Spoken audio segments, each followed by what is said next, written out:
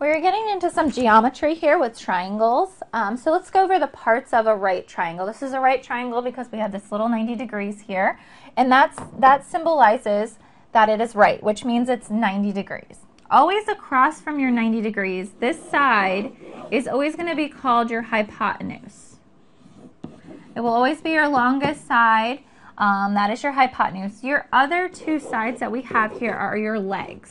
Okay, it doesn't matter, they're both legs. You could flip-flop them all, either one.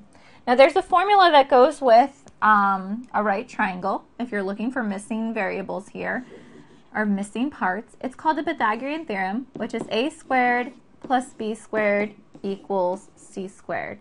A and b represent your legs. It doesn't matter if you call this A or this B or vice versa, they're both legs. It doesn't matter which one goes first. Your C represents your hypotenuse.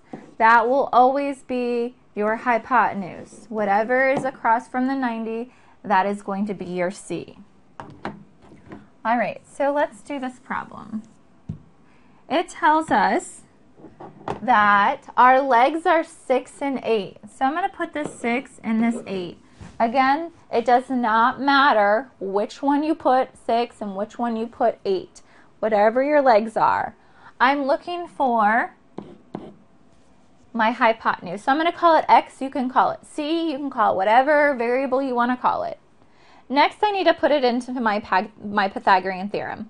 My Pythagorean theorem says my legs squared, so a squared plus b squared. So I'm going to write 6 squared plus 8 squared equals x squared. My hypotenuse is my x. So then I need to simplify this. 6 squared is 36, plus 8 squared is 64, equals x squared. 36 plus 64, I get 100, equals x squared. Now the opposite of squaring something is taking the square root. So to get rid of this squared, I need to take the square root of both sides.